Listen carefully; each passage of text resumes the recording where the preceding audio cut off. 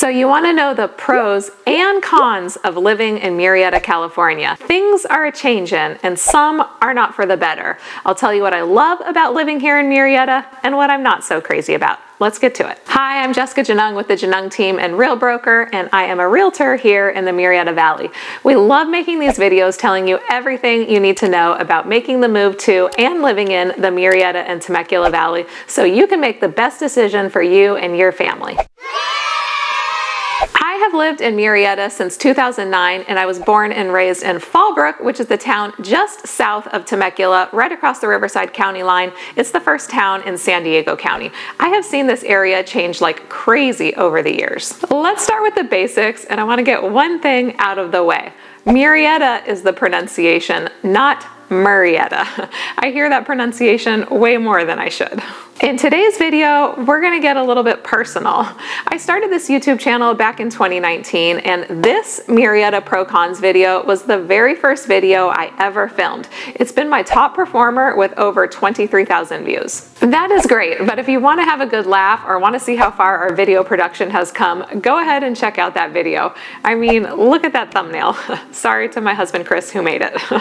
Well, quite a bit has changed since 2019, such as this. And in the 200s, you can get a condo. You can get a nice condo. Nope, no condos in the 200,000s anymore, and no beautiful, large, gorgeous houses in a great neighborhood in the 400 and 500,000s, like I discussed in that one too. In this video, we are gonna flip back and forth between the pros and the cons of living in Murrieta. So what is the affordability like nowadays, and is it still a pro?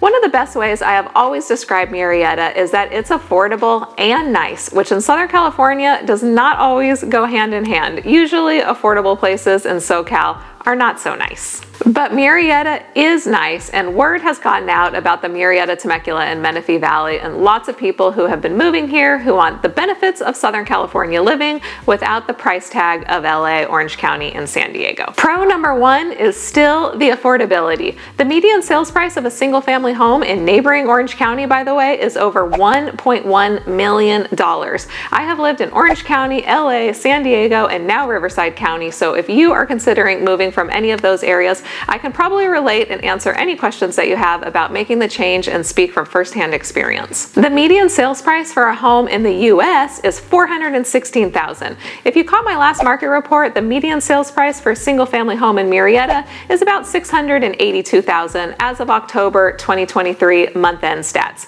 You can get a nice condo in the high 400,000s and low 500,000s now. The median sales price for a single family home in California is over $832,000. So while Murrieta is above the US median sales price, it is well below the California median and way below neighboring counties such as Orange County. It is almost 50% less expensive to buy a home in Murrieta versus Orange County. Having lived in several cities in Orange County, is the OC twice as good? Definitely not. We love it here. Orange County? Ew. I'm still calling affordability a pro, although it would certainly help if we had some lower interest rates. Con number one, traffic. Let's talk about traffic. I'm gonna call traffic overall a con. I will say in comparison to god-awful LA and San Diego traffic, Murrieta traffic is totally manageable. And Murrieta traffic is definitely less than Temecula traffic. But I am concerned that Murrieta traffic is going to get worse because there are many large apartment complexes that are currently being built. Even right across from my neighborhood, they're building about 250 units, and that's just one of several large projects. Nothing is being done to widen the surrounding roads to accommodate all of these new rental units that I'm aware of. Another project that is scheduled to break ground next year is over 850 apartment units, which will be located off Murrieta Hot Springs Road and Jefferson. Murrieta is currently pretty easy to get around before about 2 p.m., even in the high traffic areas such as Murrieta Hot Springs. Around 2 o'clock, the Murrieta Hot Springs area in particular gets very backed up. There are 2 new freeway exit projects that will hopefully help alleviate some of this traffic, and they are the new Date Street exit just south of Murrieta Hot Springs and north of Winchester Road, and Menifee is getting a new freeway exit off of Garibaldi. The Date Street exit should be particularly helpful in alleviating the Murrieta freeway traffic. It is no secret that there is a severe housing shortage in California, and our state government has been passing all sorts of bills mandating and incentivizing more housing building. My only issue with this, besides the traffic, is that in Murrieta, it's looking like all rental complexes. My preference would have been for them to increase inventory of homes to own rather than to rent. I'm a big proponent of being an owner in order to get ahead in life and to create financial security for your family. Unless you're super wealthy, for most people, home ownership is often a huge factor in the family's net worth and therefore security. In order to get ahead financially, you need to be an owner of something, your home, a stock portfolio, a business. But this is not a video about the many benefits of home ownership, just sharing my 2 cents that I wish that at least some of these new complexes were going to be available for sale rather than for rent. Pro number 2, weather. Let's move on to the weather. The wind is really windy. 75% of the year, the weather in Murrieta is gorgeous, sunny, and mild. I'm writing this video in mid-November, and this entire week has been absolutely gorgeous. Today, we had a high of 81 degrees and a low of 48. So there's a big swing, and it starts out kind of chilly in the morning, but it's definitely warming up during the day, and it's been perfect in the later afternoon and early evening for my son's playoff baseball games. I was just thinking tonight as I was sitting at my son's playoff baseball game that how lucky we are here. The sun is down, it's still in the 70s, they have the music playing for the kids and us parents. My 6-year-old, he's out of his little baseball slump and he's back playing well, but more on some kids' activities later in the video. We do have very warm summers, which is a big deciding factor for people that are moving from coastal climates to the valley. While we do get over 100 degrees in the summer, that's always seemed manageable for me because it would be for like a week or two, and then we'd get some relief with some cooler weather for the next couple weeks, and then the cycle starts again. Temperature-wise, it was a very mild year with fewer over 100 days than typical, but the humidity was way up this year for whatever reason. We are not accustomed to humidity here because our heat is normally more of a dry heat, so there was a lot of complaining, to say the least. Con number 2. Mosquitoes. So speaking of complaining, the other new thing that started about last year for me is this very nasty species of mosquitoes that is new to our area and much of Southern California from what I gather. My husband Chris was very tired of hearing me complain about them, but I have never experienced an issue with mosquitoes in Murrieta before last year. They were this very nasty species of mosquitoes that was back in full swing this year. They are nicknamed ankle biters because they are supposedly bad flyers. They often bite more than once, and some bites for me were huge. It almost looked like an allergic reaction, so I had to wear pants for a few weeks because they were that terrible. I promised that we would give you the good as well as the bad and the ugly, and there you have it.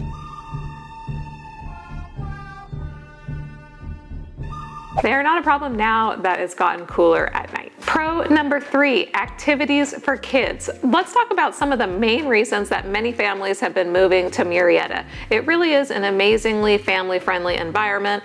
The schools are very high-ranking and have a good reputation. My 2 older boys, they go to public school in Murrieta. We've been very happy with it. Knock on wood, so far, the school staff has been very supportive of my boys. Even when we deal with challenges, they seem like they really care and do what they can to help and support the boys, both academically and behaviorally. They're 6 and 8, so we deal with some behavioral challenges from time to time. We are truly thankful for the great teachers and the school staff. My husband and I, we work a lot, and they have a great before and after school program. They do have a wait list for these programs, so you have to keep on top of things to ensure that you keep your spot. They also have summer and winter camps, and they have another program called ELOP, which is a once-a-week extracurricular activity that takes place after school that students can sign up for.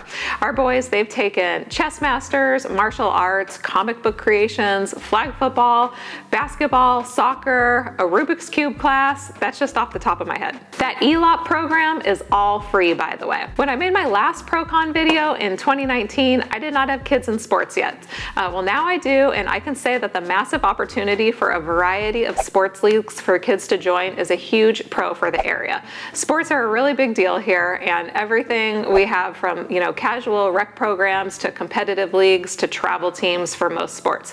One of my neighbor's kids, he's a junior Olympic swimmer. My other neighbor's kid, he's in travel baseball already. He's only in 2nd grade.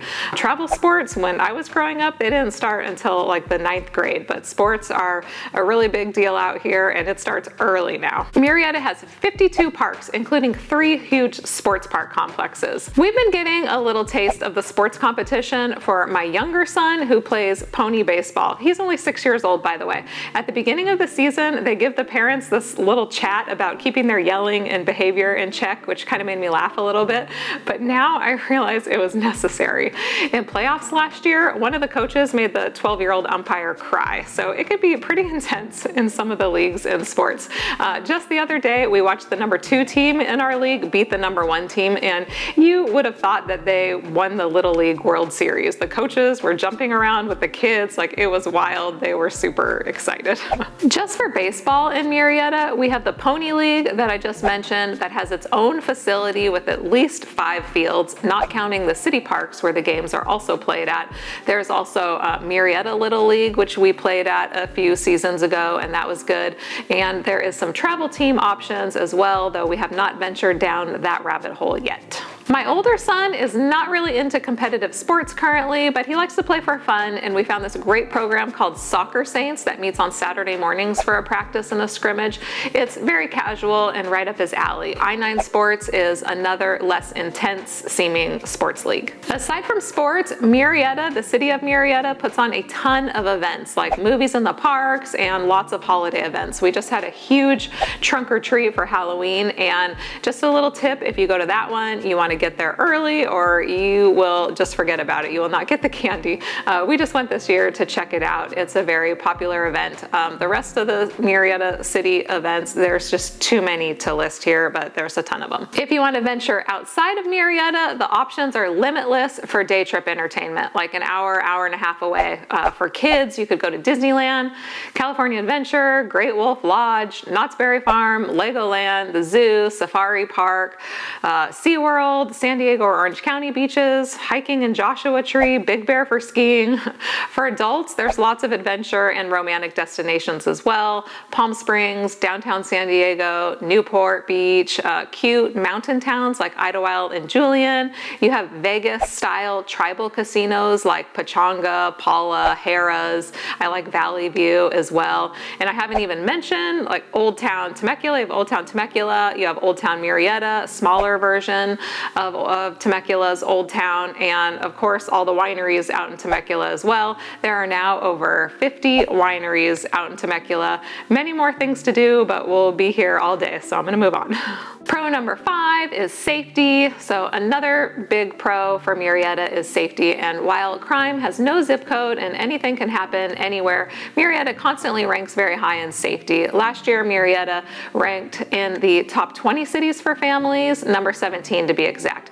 Murrieta was number 6 in California, and you can see here in this chart that violent crime is much less in Murrieta than in California as a whole and lower than the national median. Regarding public safety, one nice thing about Murrieta is that we have our own police department. Many other cities in our area, they utilize the Riverside County Sheriff's Department, which is awesome for many reasons, but Murrieta has its own police department, which has a great reputation in my opinion, and they are very involved in the community. Their social media page on Facebook is excellent, and it shows the great work that they're doing day to day in like a very fun and informative way. There are fair housing laws that prevent realtors like myself from answering questions about which neighborhoods are safe and also about demographics, but you can check out sites like, there's a lot of sites, but like neighborhoodscout.com if you care to do some research on your own. Con number 3. Fire insurance issues. Many insurance companies, they've been pulling out of California, and this has become more of an issue over the past few years. The Murrieta Temecula Valley has not been as affected by fires as some of the areas towards Northern California, but nevertheless, the fire insurance options in our area are becoming fewer. I just had a conversation with my preferred insurance broker about this, and she confirmed that while on a normal tract home a year ago, we would have had like 10 or 15 insurance carriers bidding, Now it's down to about 4 to 5 options. Also, the pricing's increased. It used to be about $1,500 to $2,000 for a decent sized tract home, and now I'm seeing quotes more in the $2,000 to $2,500 range. Your options can be fewer if you are in a very high fire area, and also if the home is not your primary residence, the options can be fewer because the insurance companies, they consider you to be more risky. When our clients are considering making an offer on a home that we think might have fire insurance issues, we have our insurance broker run the address to see what we're working with. If you are interested in my take on the fire danger in our area, check out this video that I made about 3 years ago where I tell the story of a fairly significant wildfire on the edge of my neighborhood. We were in a voluntary evacuation zone. Hope that these Murrieta pros and cons give you a good idea of what it's like to live here so that you can make the best decision for you and your family. We'd love to be your resource for all things moving to Murrieta. Thanks so much for watching. Bye.